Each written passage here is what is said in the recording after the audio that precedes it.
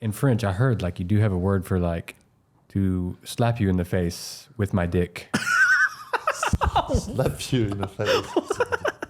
Because people's like, this is not Bunboe. Yeah. But you can call it something very wanky, Frenchy, different. And they eat it, and it's like, oh, that reminds me of Bunboe. Yeah, got it. Yeah, exactly. Bunboe. I mean, I listen to your voice when I'm falling asleep. I've got your pillow between my legs. It's beautiful. Whoa. Wait. How much of this wine has he had? Are you speaking to the mic a little bit? Yeah, just see how it sounds one more Hey. time. Oui, bonjour, ça va? Bonjour. Ça va. You have a very nice voice for a podcast. That'll be good. It's the French. Here we go. You got to give him his ego. Pump him up. Fuck. French people don't need pumping up. All right. Welcome to Broken Rice Podcast. We got Julien here. Julien, now my first question is, can you please pronounce your last name for us? Pérodin. What? Sorry. Pérodin. Pérodin. Pérodin. Oh, Pérodin. Pérodin. Did I say it right? No. Okay. It's okay. 7 years down the drain. I know. I've known Julien for so long, but I don't know how to pronounce his last name. We tried to do an intro for you before. I was like, fuck, how do I say his last name? I botched it so many times, but then I just went, Chef Julien. That's right. So you are of Quince Eatery, Saigon, Correct. Quince Bangkok, Correct. and the newly, I guess, established The Jetty. Yep. Right? Chef and partner. Correct. Amazing. Good work. Don't you? What's up with Madame Q? Are you partner of Madame Q Oh, yeah, as that's well? Madame Yeah, Q it's as part. well. It's part of the Queen's Saigon. Nice. Never heard of it. What's that? Nah, Get out of here. just kidding. What was your first restaurant? Was it Quince Bangkok? You started in Bangkok, right? No, I started in Bangkok. On always the optic to open in Saigon. So it was just like training in Bangkok to be the opening chef of Saigon. Oh, okay. But then, is the one in Saigon doing better than Bangkok? Yeah. Nice. Go I mean, it's Saigon. more my baby. in It's your Saigon. baby. Right. How long have you been with Quince in Saigon now? Since the start, I arrived 2017 to start opening it. So 5 years. And before that, you were cooking in Thailand, but before that, In Saigon. in Saigon. What? In Saigon. Oh, that's Yeah, right. You're yeah, right. yeah, Koto. I started- Right. Forgot about that. I That's left actually where I Australia first met for you. Vietnam. Yeah. Yeah. First You met. left Australia? Yeah. I thought you were from France. Yeah, and I'm Australian. Yeah. Is it inconvenient, like, say, like, French versing someone who's French, but the Australians versus someone who's Australian? Wherever I it's get you. convenient, he'll take that. Yeah, Right? the winning team. I'm always winning. Where's your schooling from? Are you like more of like culinary French trained, or did you do your studying in Australia? Yeah, no. I finished college, as we call it in France, and then I moved directly to how do you call that? I forgot the name. Not vocal school, but Tertiary studies. no, yeah, like to really practice like a job. So- Kind of like residency almost. Like, gotcha. Like internship. No, not internship. That's actual like a school. It's like it's pretty. I think in Australia we call it TAFE, right? Yeah, it's kind of, but it's a bit more serious in France. Like it is. Like I'm sorry, it's part. Like, you know, the cooking is part of. Just for everyone listening, we're gonna have to put up with some French things for a little So bit. like it. So we do like it's not only we did 2 years, but I did 6 years. 6 years training at school before I even left and do 2 years as an apprentice for like Right. the highest diploma. Yeah. So you can go for 12 years. Yeah. You can always do pastry for 2 years and then add chocolate for 1 year and then whatever you can spend your whole life at school. Were you 2 meters tall in those kitchens? Yeah. You just And imagine and very skinny back then. still skinny Very, now. very. Nah, Don't be so harsh on yourself. no, I'm not skinny at all. And then you made your way over to Australia, Melbourne. Yeah, Melbourne. What was that like? Scary. Yeah. Scary. I always wanted to get out of France Yeah. as soon as possible. Yeah. So I said by 25 years of age, I need to leave the country. I want to see what's outside. And Spain was always my goal. Yeah. And I ended up in Melbourne somehow. Oops. So yeah, I That is could not find at the time a job in Spain. And my uncle best friend has his brother who Yeah. opened a restaurant in Canberra. Yeah. And he came to me. Yeah, fuck. Thanks God.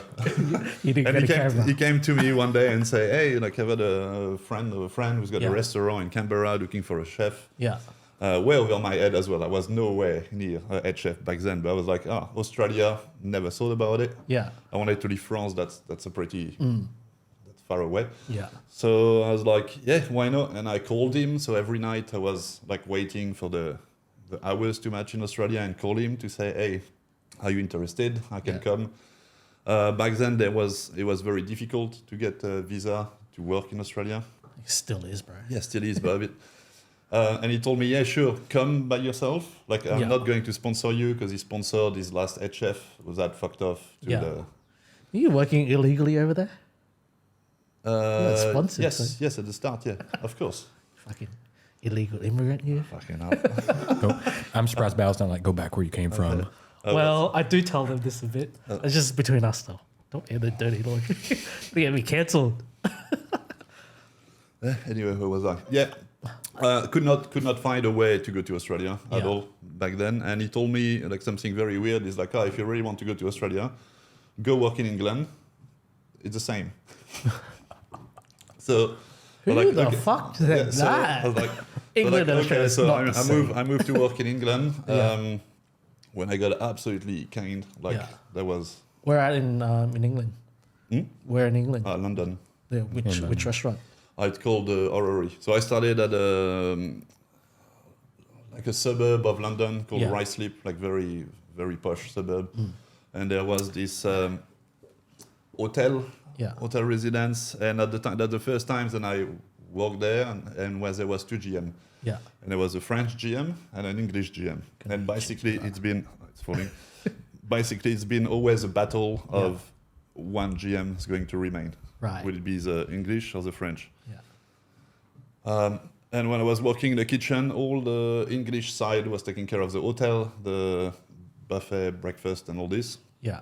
And the fine dining restaurant was all the French side. Yeah. So we were all living together in the kitchen. But actually, the chefs in the kitchen was very good. They teach me, Yeah.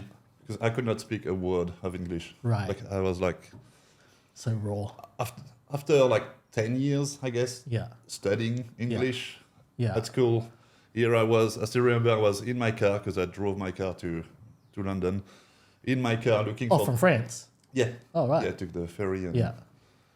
And arrive in front of this guy was cutting his grass in the garden. Can I just quickly ask? Yeah. 2 meters tall. What car did you have? Back then was 306 Peugeot. So French.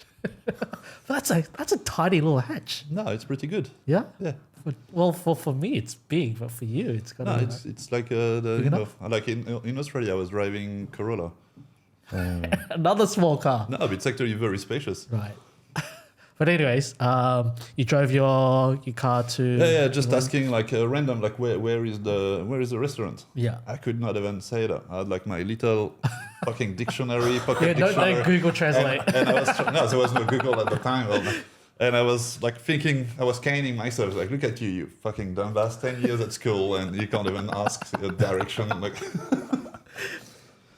so yeah, but managed to get there, and the whole thing between the two GM and the well, you know, classic history between the French and the English all went down to shit. The English won.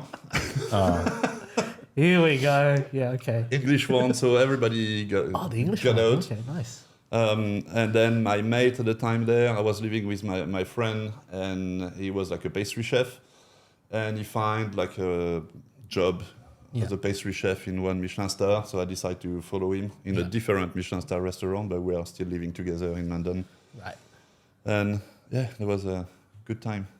Hard. I didn't even know you were over in England. Yeah.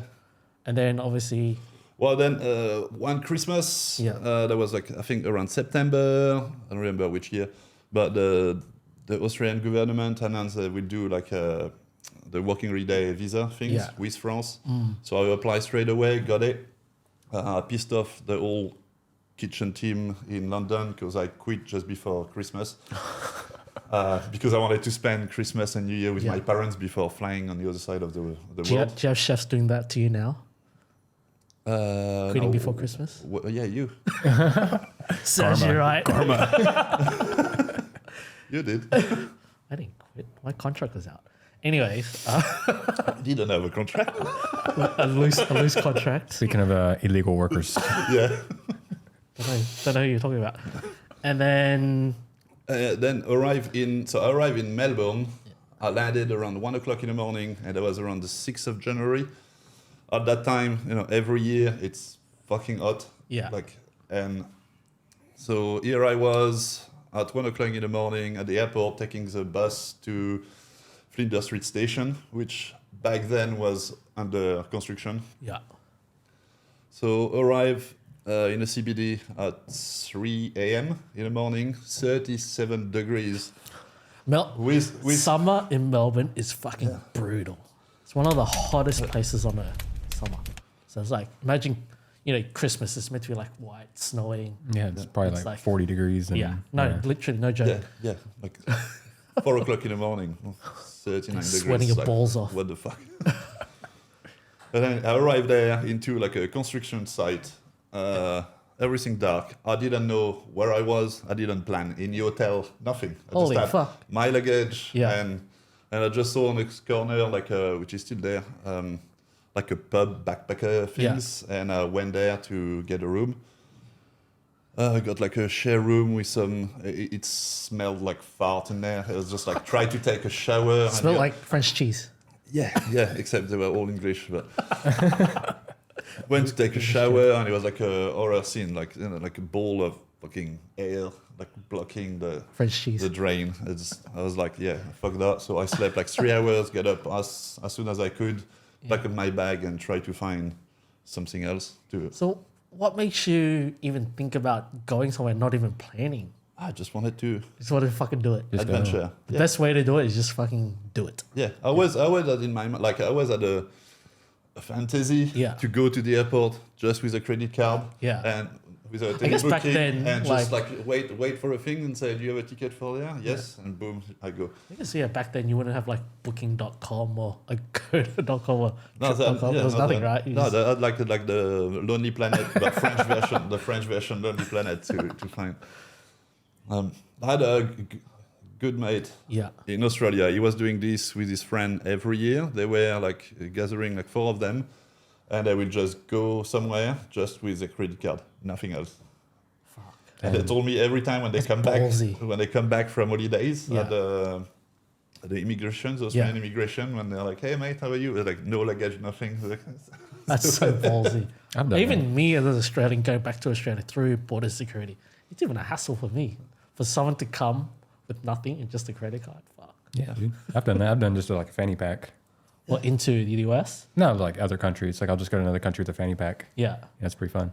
But like, what's the reception like? Do they like open arms or like really inquisitive? And they're not inquisitive. I think mainly you just get people being like, "Have you been wearing those same clothes?" I'm like, Yeah. no, why? What's going on? And then so that was early in your, I guess, cooking career-ish? Yeah.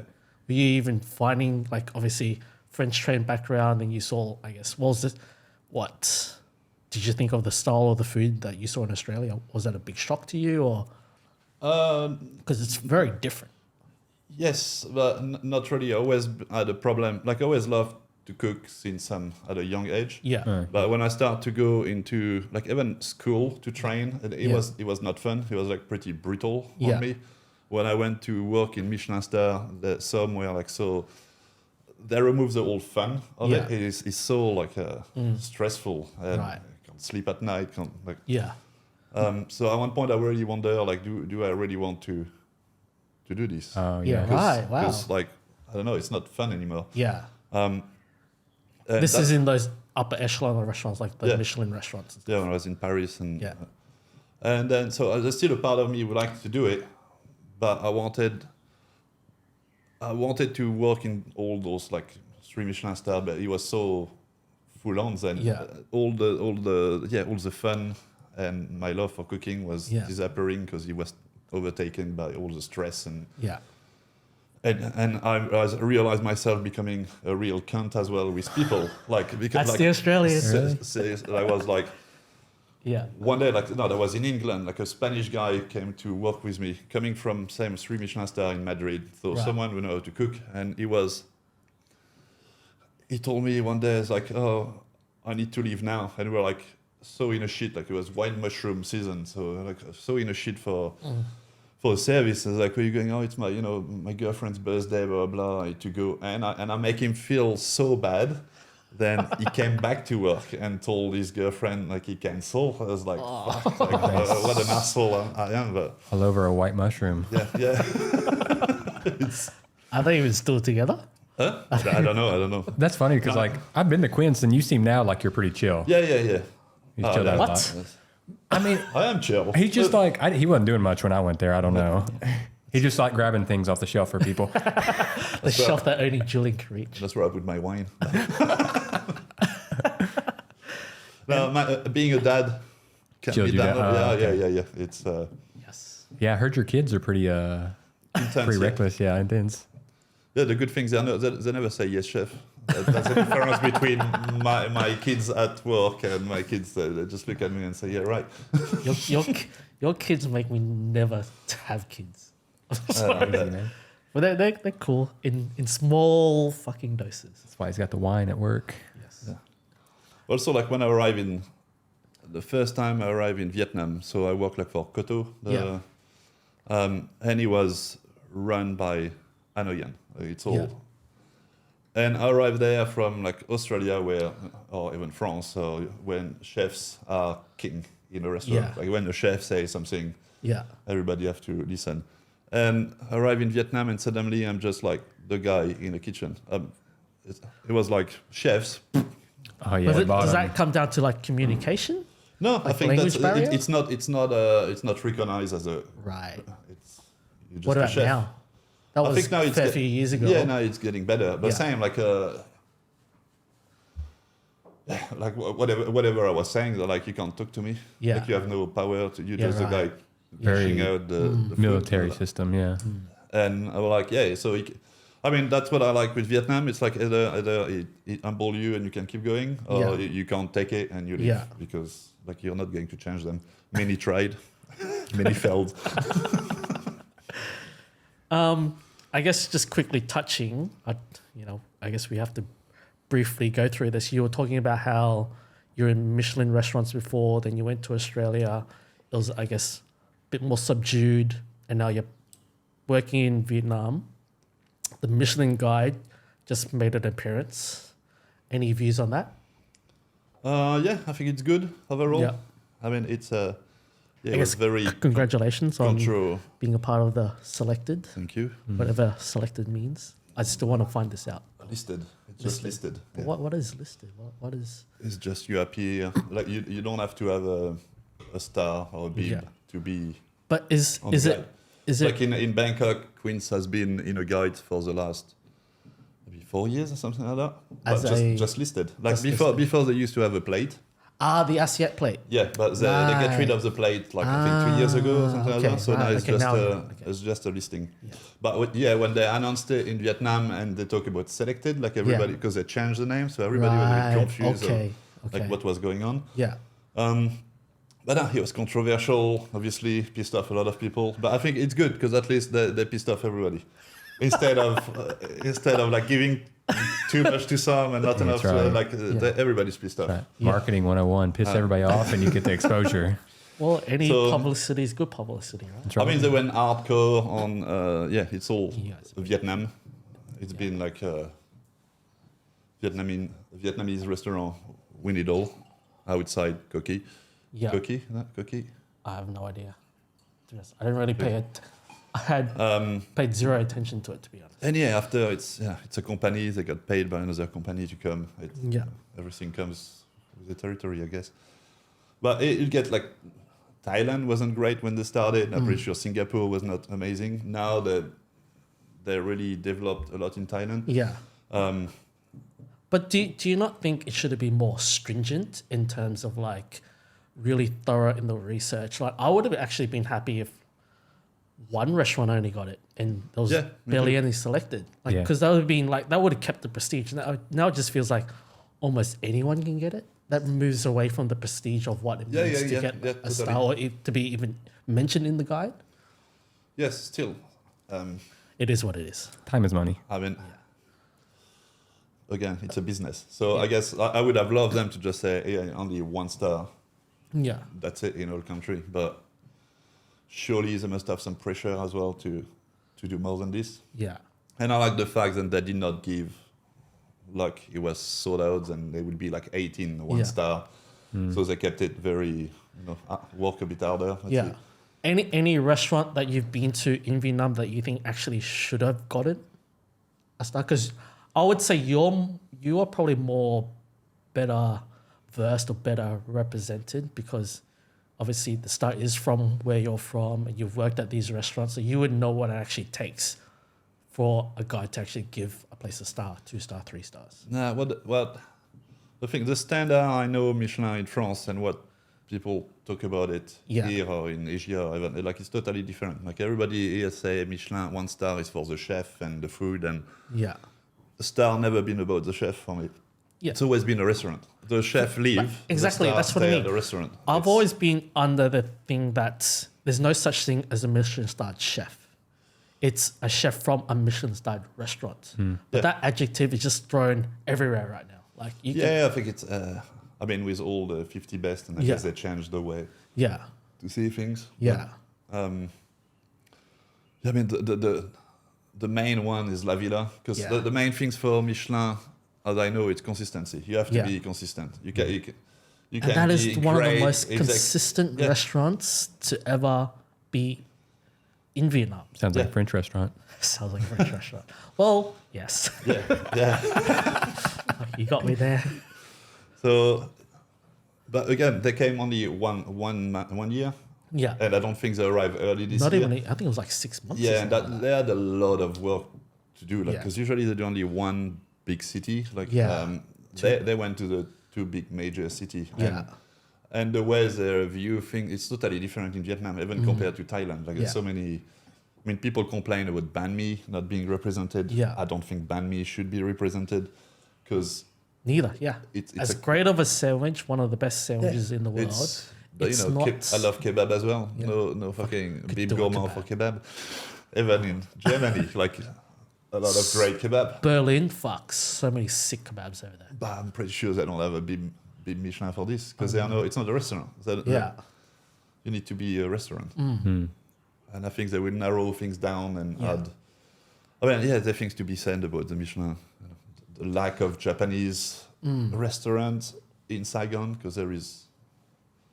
I got told something, I guess, actually this morning. I don't want to name the restaurant, but a certain restaurant was part of the selected. And being a part of the selected, I think their booking numbers just went skyrocketed. Yeah, of course. Yeah. And then they said that maybe 50% of the people who came were new diners. Right. And then were actually left disappointed because they had an expectation that it was a fine dining restaurant. Oh, for sure. But this restaurant is more like casual, share plates. And it wasn't arguments, but like people were like, what do you mean? How can you be a part of the Michelin bin? Your restaurant feels not fine dining. But then there's like, for me, this is why my issue, this is being done too early. It's not the market isn't ready. Like the education for what the guide stands for isn't there. So people read things in the guide. They go to these restaurants and are left disappointed. And who loses out? It's the restaurant loses out. No, I don't think it has been done too early. I think it has been rushed. Yeah. Like so, if they will have stay next year, so they will have a full year and a half to really and the communication of what. Yeah, people have no idea what Michelin stands That's what for. I mean. Or what, like even the day I was still in Hanoi. I flew back and Kim came back to work the day after the Michelin ceremony. Your restaurant manager? Yeah. And we had a guest, like she sent me a text and saying like, oh, fuck Michelin, I don't want it. Like, she sent me a text of like a problem with a guest arriving. Right. And already pissed off. And told her like, that's why you don't deserve a star. I was like, wow. Like, really? Did not ask. Jesus. Did not ask anything. Like, hey, that's why we did not get the star, I guess. You are right. But it's a bit like, dude. Yeah. That's so fucking We're on hard. the selected So only. there would be Yeah. like many people told me, oh yeah, you should have get a star, Quince, and I say, well, Yeah. you know, I want personally a star because I've been trained and formatted to. You want one? Yeah, Yeah. of course. I'm French. I'm Yeah. trained to Yeah. get like that's what It's in their blood. Yeah. they say in school. you Then know. does it like? We'll get a star. I get the star. We'll get the star. I get the star. Go. But then how do you feel like this is again no knock on the ones that received it, but I guess two of the other restaurants I've never heard of before, and a lot of people haven't heard of. Like, does that not like sort of like, I guess, destroy you in a way that you've worked so hard and you really want it? This is what you say. You're French. You're trained for this, and then you have but- undoubtedly one of the busiest restaurants in Vietnam, one of the most popular, one of the most delicious, just everything. But then you still don't get recognized. So how does that make you feel? Why we get recognized because we got listed, but like. Yeah, but then in a way- listed is very different to a star. In a way, I was like, selfishly, I want a star. Do I want it for Queens? That's a different story because I don't see Queens like as a star-worthy restaurant. Right.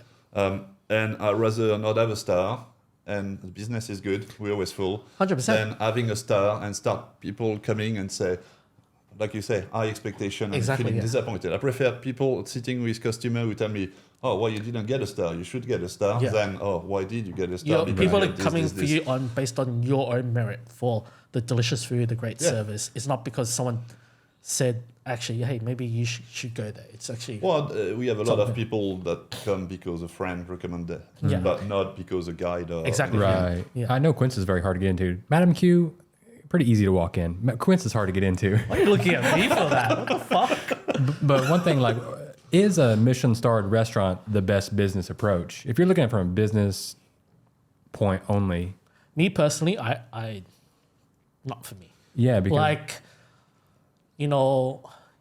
yes, it's always nice to be recognized, but like, what was it? I think a fair few years ago when I was at Garçon, it was actually really funny. One day a friend called me, I was like, congratulations, blah, blah, blah. I was like, what do you mean? And then PR team called me, and then I was getting bombarded with all these messages. I was like, what the hell is going on? And then get a delivery, get the envelope, blah, blah, blah. And, we got recognized in the book. It was like the ASEA play. I was like, oh yeah, cool. But like, to me, that moment, it just blew above my head. Like, it's not something that when I first got into cooking, it wasn't something I achieved or Yeah. wanted to achieve. It's nice to be recognized, but for me, it wasn't. Like, my business partners at the time was like, what do you want to do? I was like, I don't know. Like, I never wanted to get a star. So, and they were like, okay, so we're recognized now. The letter basically said, you're not a bib gourmand, you're on your way to a star, blah, blah, blah. And partners are like, so should we go for it? And I was like, Right. I'm actually okay if we don't. So Right. what do we do with these stickers? I was like, I don't know. I'm happy just to fucking throw it in the bin. right, to I be understand the honest. drive of a chef wanting stars, but at the same time, like, I think it almost means more when you have these people that've been to your restaurant and it's multiple people just, I it's would just rather expanding because so many people. come to a restaurant that I'm working at multiple times a week Right.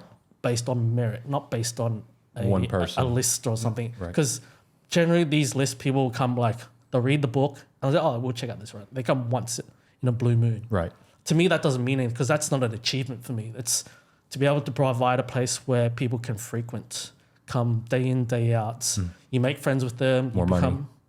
It's not about money. It's about providing a community. Like, to have diners come in regularly and then eventually become friends with them. I think that's one of the best achievements on my part as a chef, as a restaurateur, to have that, to have bums on seats rather than people who just come, line up at the door because of a guide, Right. eat once, rate it on their blogs or whatever, and then never come again.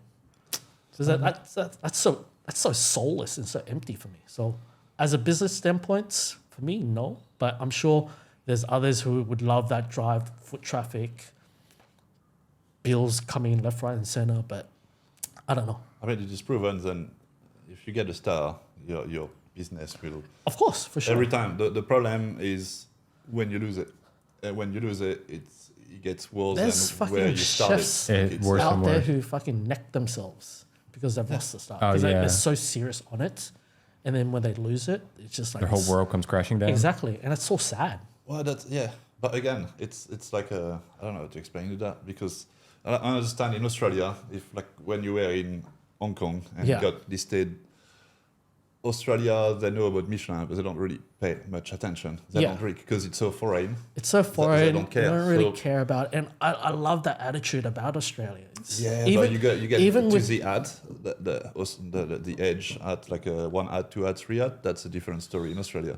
But even that, I found like a lot of people that I don't know, when they go out, they don't go, oh, we went to this two-hatted blah, blah, restaurant. They just went, oh, I went to Benelong. I went to this. But here, with Michelin, like especially in Asia, it's always, the Michelin is always an adjective. No, it's actually, you won't even remember the restaurant name. I went to a 2 Michelin star restaurant. Exactly. I don't remember which to me, one, that's that loses soul. Like, Right. why are you cooking? Or why are you eating? When you talk to people, they won't be like, oh, I went to so-and-so restaurant. Be like, oh, I ate a 3 Michelin star restaurant. I ate a 2 Michelin star restaurant. Actually, I can't talk. I couldn't even remember Yeah, get out of here. my trip to Bangkok. What restaurants I was eating, because I'm a goldfish. That's okay. I think we're actually going to take a quick little break. So yeah, like, there's. I understand that we need to celebrate diversity in cuisine, in terms of not even about cultures, but diversity in casual restaurants, street food, upper echelon restaurants, fine dining and whatnot. But then we're talking about, is it good for business? I'm trying to stick up for, I think it's good for business in terms of like those restaurants who aim and go for guides, the chefs that go for it. I think it's good for them. But I want to really address the ones who actually don't even look out to achieve it. Like, I would say J5 is a great example. People wait 5 hours for a crab omelette and then get upset because they can't get it or it's too long. The prices have risen.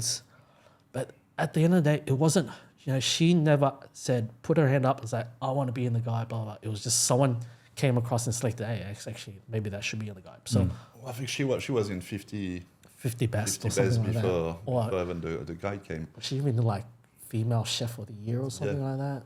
So Which I agree with that.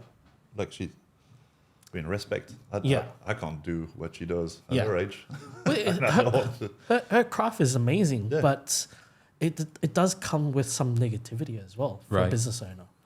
And like how does a small business like that deal with that?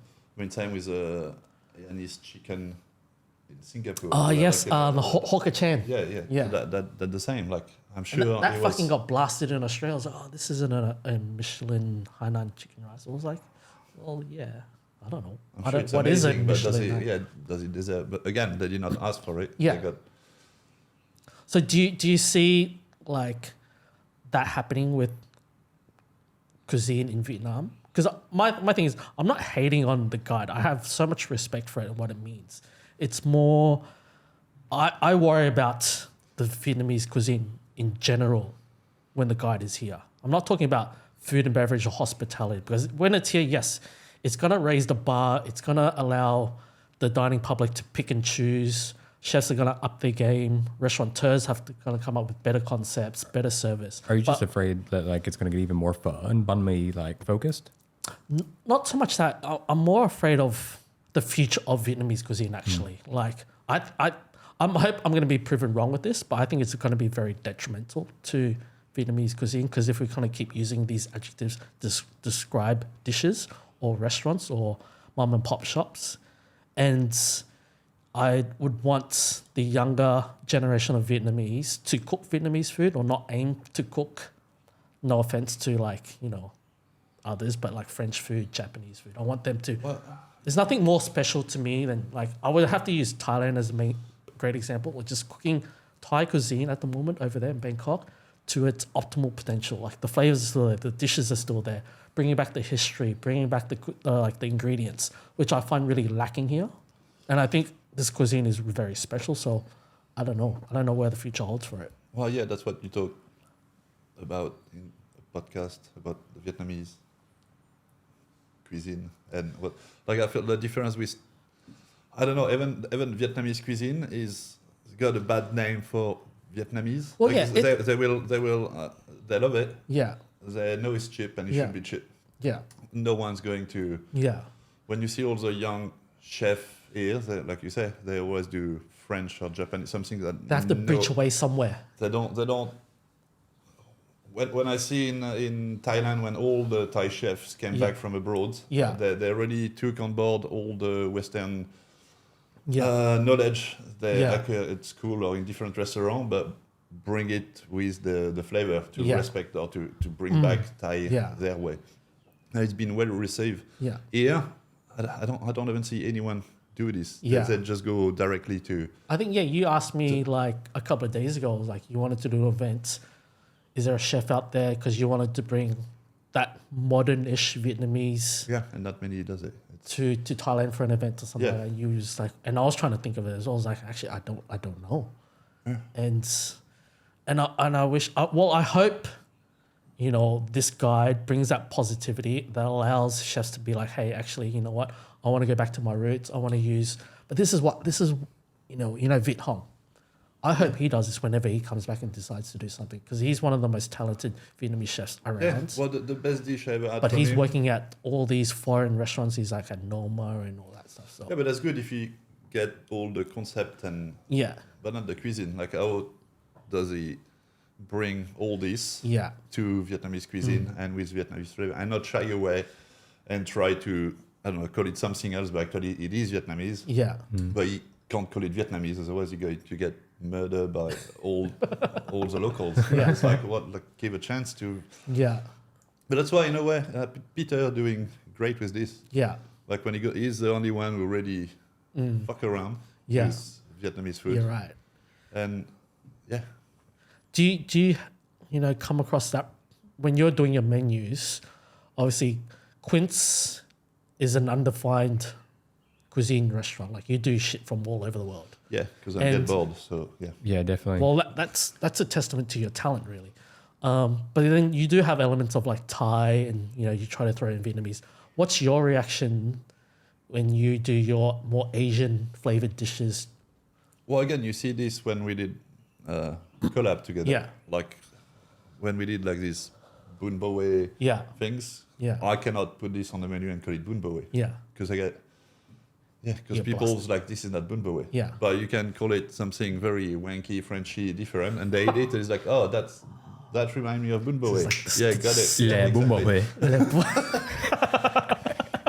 It's like a story of my life. Like, but again, it's like, the Vietnamese language or the repertoire of like describing dishes isn't really there. It doesn't allow you to like properly describe flavors, which you have to use elements of like weird. French words or like English to actually progress the cuisine. But I think we had this conversation where we sort of feel like Vietnam has it too good in terms of for a foreigner or for an expat or for a traveler.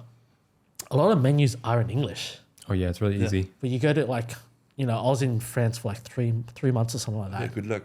Dude, barely any English. I could not really speak English. That's what I'm saying. Like when I'm in Korea and Japan, and if you go somewhere like Michelin there, they don't even have English. Yeah. I was at a 2-star Michelin like omakase the other day, and nobody barely spoke English. Yeah. Barely. Like you have, and I like that though. I like the challenge. Yeah. Because then you really feel like you're a part of something. Do you think that's a direction Quince can go and have their menu in Vietnamese? We do. I know like you present it. Like if someone asks for English, you give it. But you're always giving it an English menu first and foremost, right? No, it's back and forth. Right, so the Vietnamese is on the other side. Okay. That's not too bad. Good on you for that. Yeah. We're trying to do the same in Thailand, but as in you menu don't see, in Thai? Yeah, you don't see many Thai menu. In Thailand, as Bangkok as well? Yeah. Oh, really? Like they will already, because they're so, I think, used to tourism. Right. And then they even like already write it like phonetically in English. Yeah. That's why it's always different. You can't remember one dish by the way it's written because someone else might write it differently based on their phonetic. Yeah. Moving on, we're talking about the future of, I guess, cuisine in Vietnam. I guess you and part of the team is doing nosh and giving the chance for your team or the younger Vietnamese chefs to, I guess, showcase what they can do. Yeah. What advice are you giving them, and what are you encouraging them to actually cook Vietnamese flavored things, or are you just letting them do what they do? Do whatever they want. Yeah. Like I don't. Yeah. And like with he always create the menu, he's going to ask me wording. Yeah.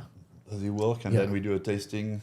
Yeah. And I tell him like what I think. Maybe Yeah. think of add something like this. So that's it. And what direction do you see them going in terms of what they're cooking? Are they doing? I don't know. I'd like we had Chang. Yeah. So Chang, I always told him when he left Queens, Yeah. going back to Hanoi, I said be a head chef somewhere. Cook Yeah. your own food because Yeah. he's an amazing chef. Definitely. Don't become the sous chef of someone or the head chef, and yeah, he did exactly this. What can you do? Like, it's, Yeah. But then wouldn't you want him to, for me, it took me a while before I ever became a sous chef, before I even became a head chef. So isn't it better that they take their time? Because Zhang's young. Yeah, he's very young. So because sometimes there's in Vietnam right now, there's a lot of the, I guess, Vietnamese chefs. A lot of them are quite young. They're like 1990, in 2000. general- Like Monkey Gary Ho is like, I think 2000. I was like, fuck, that's so young. Yeah, to be you a head can't chef. I don't understand how you Yeah. like. So then you're saying like Zhang should be a head chef. So I know he's very Yeah, talented. you got a point on this one. He's very talented. So it might be good for him to just turn it back a notch, like to really discover where he wants to go and what food because it takes some people it's earlier, some people it's later. Yeah. So it might take him a bit of time. My problem in Vietnam is like when my chefs come to me and say, I do one more year at Queens and then Yeah. I want to leave, and I say, Yeah. tell me where, because it's important to know. Yeah. Don't go like you come from Queens, Yeah. so don't go to Stoker or Chapter because you're in the same. Like, what do you want to learn? Yeah. What's your goal? 'Cause Yeah. If you like everything wood fire, then yeah, go. But if you Yeah. want to see another style, Yeah. don't go to those kitchen knowing Yeah. then you're going to do basically the same thing. Yeah. So that when I say you want to learn, go to La Vida. You want Yeah. to train like traditional, Yeah. technical La Vida. It's a Yeah. good. But where it's not like in Australia or in France when people leave, Yeah. many options as a young chef Yeah. to grow, Yeah. to see many style. What do you have here? Yeah. Where would you send someone and say, go to this restaurant because really you're going to learn a lot? Yeah. I would say I Like, don't know. go For to me, another, like definitely go to another restaurant well, run Quince by a 23-year-old. and La Villa are maybe the two restaurants for young chefs. I think to really, figure out a craft and then to start from bottom to end. They're probably two restaurants I think young chefs should be going to. Tug might be interesting as well. Yeah. Because it's so Right. Oh, yeah. thank you. A Vietnamese recommendation. it's so like yeah. It's not cooking Vietnamese, but like the way he does this is so very. Such a hypocrite. Did I say this like at the first episode? You I was just like, said- fucking walking contradiction. You got the French a guy in the cunt. French restaurant, and you're like, these are the two best places to go learn. The French. I know. The fuck the Why French. am I always supporting the French? Fuck. Because you want to be French. We know that. Fuck off. I do. Do we want know to be that? French. Yes, you Oh, do. really? I Yes, do you not. do.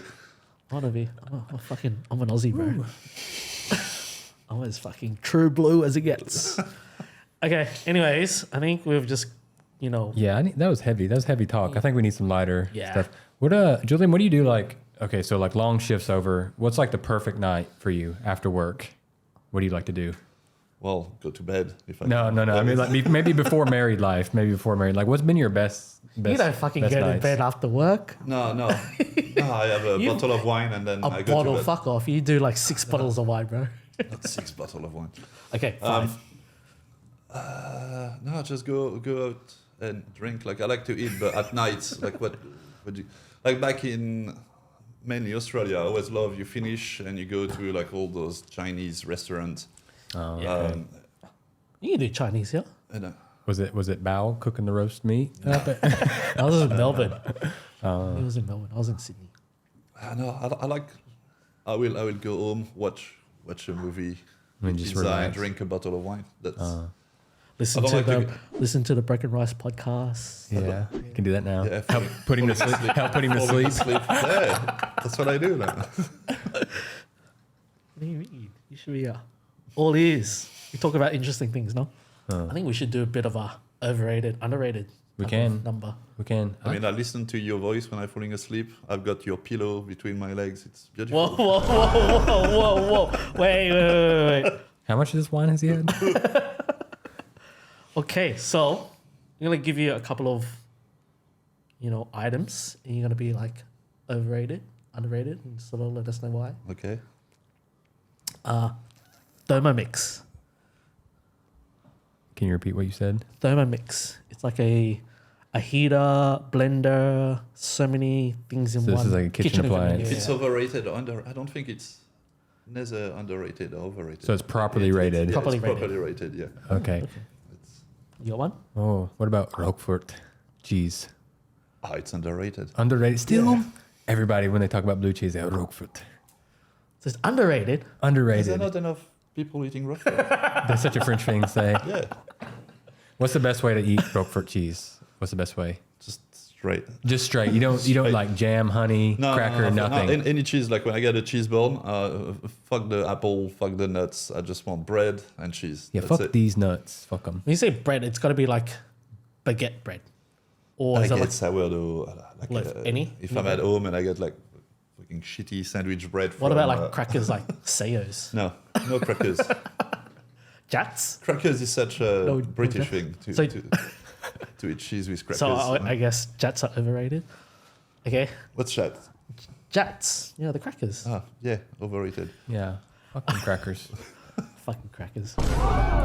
Cheese. Sorry. Edit that one out. Feel offended. Truffles. Black. Black truffles, white truffles, any truffles. Is that racist? Did I say black truffles? White truffles, any truffle. Pink Okay. truffles, whatever. I don't think it's overrated. Overused. Oh, overused, I definitely. overuse it. as Why? well. Why? Just because you can move the price point up, or Yeah. yeah, exactly. Exactly. Like sometimes, like even So you're saying people are suckers for it?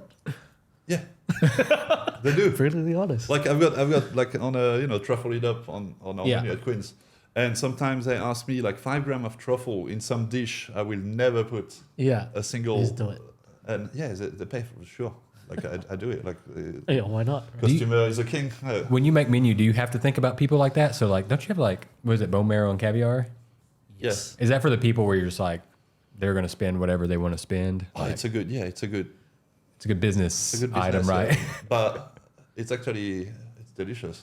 Well, of course. I mean, how can bone marrow and caviar? Be delicious. Unless you're but allergic to it, I'm Sometimes out. I see like bone marrow with like hamon on top and it's like it's Hamon? yeah, like fat with Yeah. fat on top of fat. It's a little too much.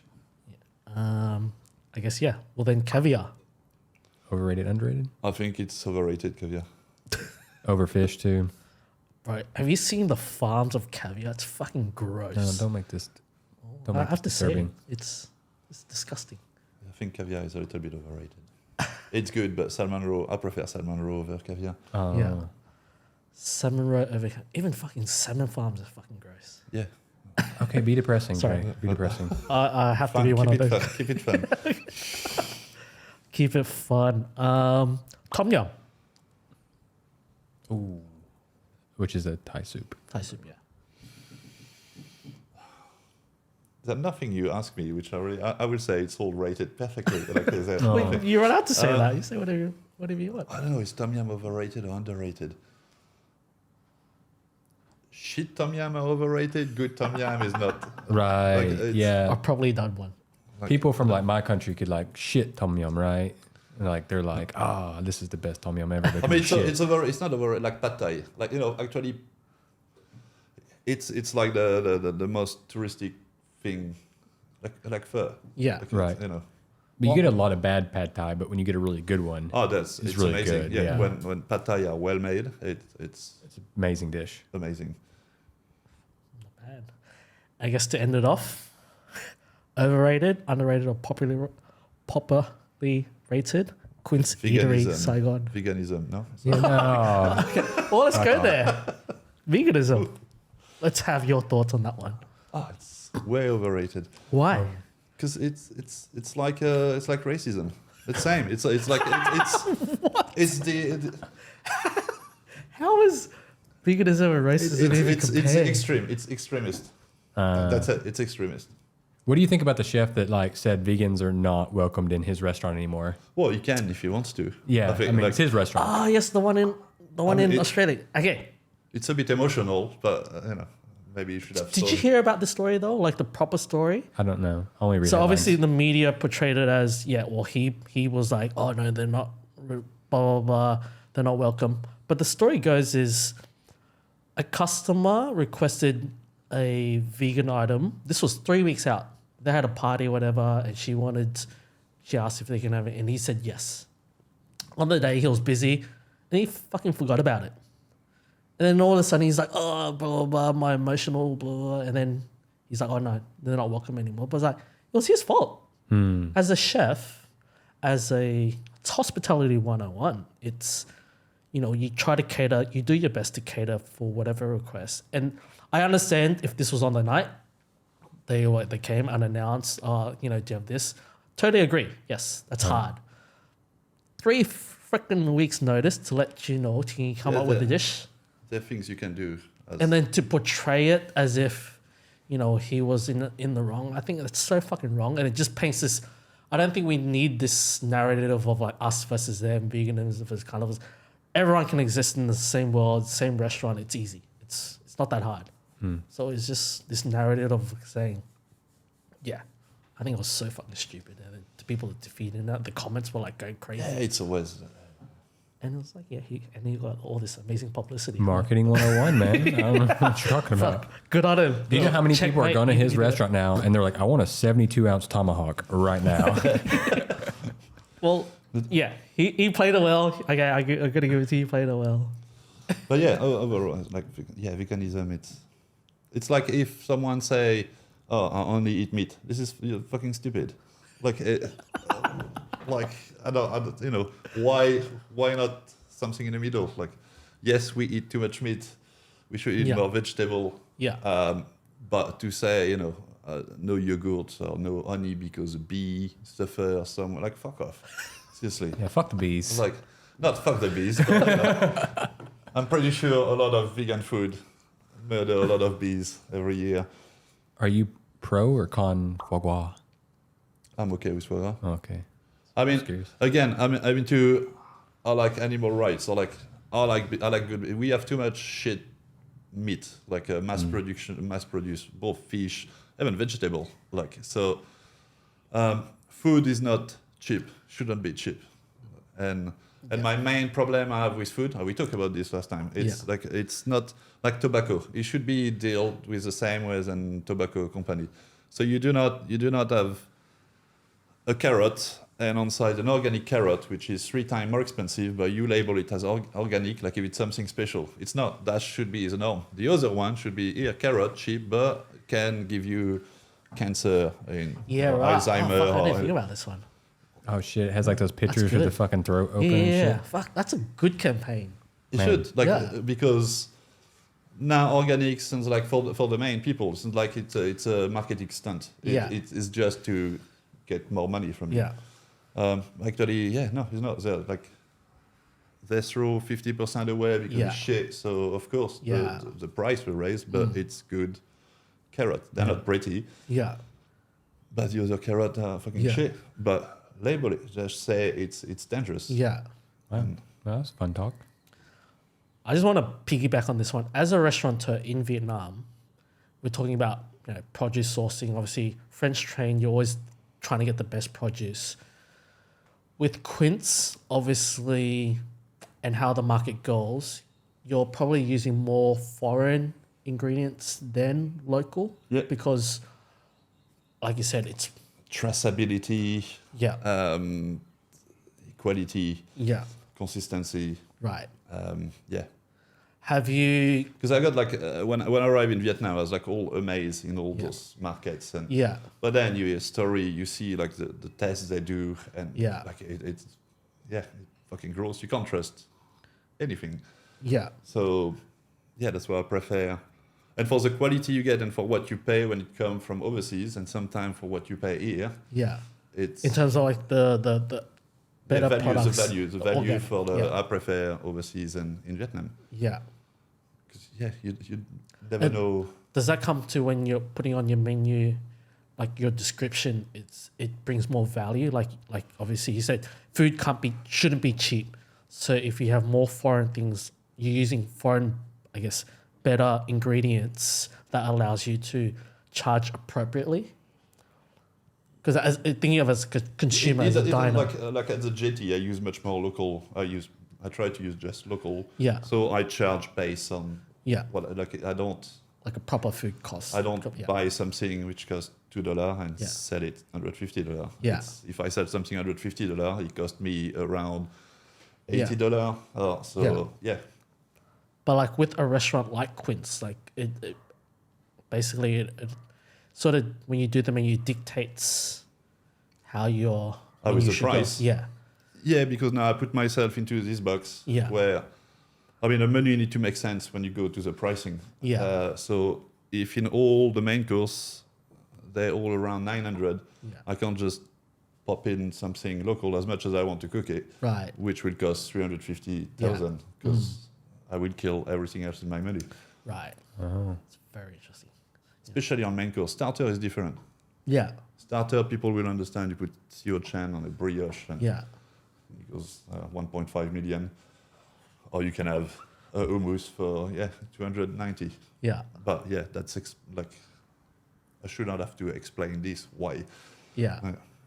Like foie gras actually is very cheap. I'm surprised how cheap it is compared to seafood. Yeah. Like my dish foie gras tuna, the tuna makes everything like crazy expensive. Yeah. The foie gras, Right. foie gras is not expensive enough. for Words what you from a see, French man. for what you see, like Yeah. to if you want like really good foie gras, Yeah. I'm pretty sure it's not cheap to produce. Yeah. And so many horrible farm producing shit foie gras. Do you take that into account when you're, I guess, sourcing things? You know, is it traceability? Like how but much- again, like how can you whatever's available. like almost, even what's available here. what's the label for all the seafood MSA like marine yeah, it's I mean there was like this documentary on Netflix like this is the label is given by the people who control all the fishery, so how can you like it's lobbying, how Yeah. can you really trust a label? Yeah. Like you can't trust anything anymore. It's just That's why you just eat vegetables. that's it, drink wine, world is shit, kids. That's Like, right. fuck- Yeah. Become a vegan. Drink, eat Roquefort cheese. No, I'm just kidding. We can eat raw food. Eat Beyond Meat, yeah. Beyond Meat is a solution. Oh, there was an article recently. What was it Bill Gates? Oh, He just yeah. they passed a bill for him to do lab grown. No, meats it's like and some stuff. places have approved like being able to serve like lab grown meat. Yeah, fuck, that's a dangerous territory you're going to. I don't know. I don't know much about it, so I don't really want to comment much. But I don't know. Why can't Sprinkle a little MSG on it, be good to go. we- on the lab grown meat. Yeah, MSG is good on everything. exactly. Delicious powder. I think we would wrap it up now. Yeah, I think it's Pretty good. hungry. I think we can. I don't know. Grab go some food. Grab some food. You hungry? And second bottle of No. wine. No. Okay. Okay. Oh, more wine. Oh. Okay, we can do more wine. Oh, Got some delicious wines coming from Australia as for well. sure. So Oh wait, before we go, Julian. Nah, Oh, I'm yeah. not very good at French, Okay. but I've heard through the grapevines, like in French, there's not a word for like the day after tomorrow. What's the word in English for the day after tomorrow? I don't know if we have one. Anyways, they have but like in French, I heard like you do have a word for like to slap you in the face with my dick.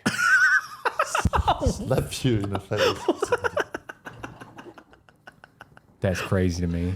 And that I've got fact, one word to say slap you in the face is well, that's what they say. Maybe. There's a word for that, but there's there's a no word for that, it. but there's no word for like the day after tomorrow. then I don't know. That- I need to ask. I don't actually That fact alone makes me like want to learn French. slap you in the face with my dick. We will ponder it over the second bottle of wine. Julian, man, we appreciate you coming on. Thank you Thank for you. having me. Love to have you on again. Yep. And until next time, peace.